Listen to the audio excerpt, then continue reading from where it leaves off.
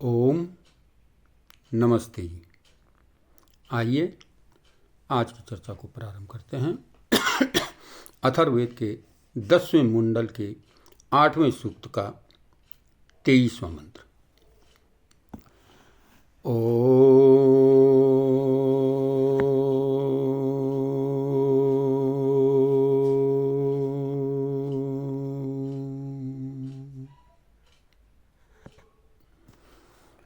सनातनमेनमाहुरुतादशात् पुनर्नवः अहोरात्रे प्रजायेते अन्यो अन्यस्य रूपयोः। एनम, इस परमात्मा को सनातनम, विद्वान पुरुष सनातन, आहु कहते हैं। उत और अद्य आज, पुनर्नवः नित्य नया, स्यात् होता जाता है, अहोरात्रि दिन और रात्रि दोनों, अन्यो अन्यस्य एक दूसरे के रूपयो दो रूपों में से प्रजायेते उत्पन्न होते हैं।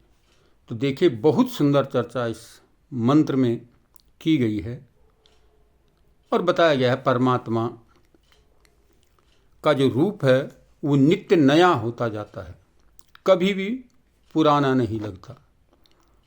और इसी को सनातन कहते हैं, जो हमेशा एक जैसा रहता है, अखंड रहता है। तो बहुत सुंदर चर्चा इस मंत्र में बताई गई है कि उस परम प्यारे प्रभु के उपासक, जो परम पिता परमात्मा के उपासक हैं,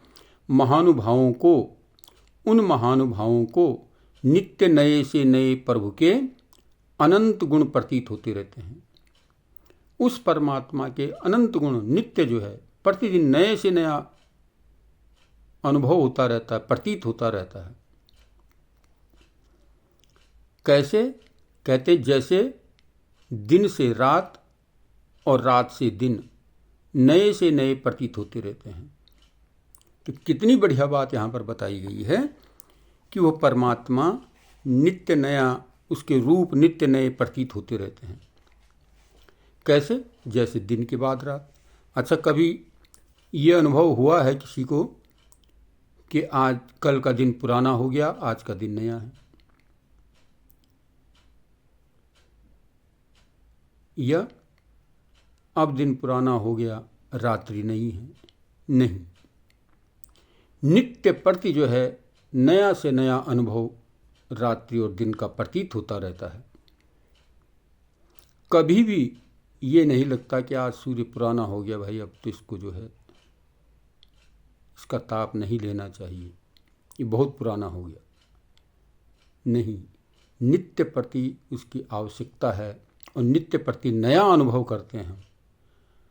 रात्रि विश्राम के पश्चात प्रातःकाल जब जागते हैं तो एक नया सवेरा, नई नवीनता संपूर्ण जीवन में जो है दिखाई देती है। समस्त शरीर में जो है नयापन दिखाई देता है। तो ये परमात्मा की व्यवस्था है। कभी भी जो है परमात्मा की व्यवस्था पुरानी नहीं होती और जो निरंतर एक जैसी बनी रहती है उसी को जो है सनातन कहते हैं। तो आइए हम इस सनातन को जानने का प्रयत्न करें कि सनातन कहते किसको हैं। सनातन जो हमेशा अखंड एक जैसा एक रस रहती है, वही सनातन है। वायु सनातन है, जिसको हम नित्य प्रति नए नए रूप में प्राण ग्रहण करते हैं, जीवन प्रदान करते हैं। तो अनेक प्रकार से उस परमात्मा की जो व्यवस्था है वो हमें नित्य नहीं रहती है। पृथ्वी नित्य नए नए पदार्थ उत्पन्न करती रहती है, नए नए अन्न औषधियों को जो है उत्पन्न करती रहती है। तो इस प्रकार से हम जब देखते हैं परमात्मा की प्रकृति को, उस ईश्वर की प्रकृति को, नित्य नया प्रतीत होता है, नया सा नया अनुभव होता रहता है। और इसी प्रकार के जो परमात्मा के भक्त होते हैं वो नित्य परमात्मा की प्रकृति से नए अनुभवों को प्राप्त करते रहते हैं और उन अनुभवों को प्राप्त करके अपने जीवन को श्रेष्ठ बनाने का प्रयत्न करते रहते हैं। तो बड़ी सुंदर बात इस मंत्र में बताई गई है कि परमात्मा की प्रकृति नित्य नई लगती है, नित्य नए अनुभव होती है। कभी ये नहीं होता कि ये रात्रि आज काली हो गई भाई, कल को फिर दोबारा रात्रि नहीं चाहिए, या आज रात्रि में सो गए तो कल सवेरा नहीं चाहिए, प्रकाश नहीं चाहिए, सूर्य का प्रकाश नहीं, दोनों चाहिए और दोनों नित्य नए लगते हैं। कभी अनुभव ऐसा नहीं होता कि आज ये पुराना हो गया भाई, आज ये रात पुरानी हो गई। तो इस प्रकार से इसमें चर्चा की गई है कि उस परमपिता परमात्मा की सनातन प्रकृति को, सनातन बात को जानने का प्रयत्न कीजिए। वो परमात्मा सनातन है, तीन तत्व निरंतर सनातन है, परमात्मा, जीवात्मा और प्रकृति।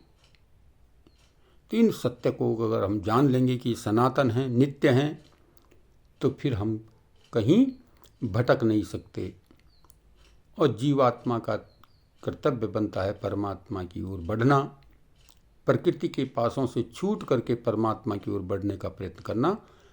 तो हम जो है ये जीवात्मा मोक्ष को प्राप्त कर लेता है।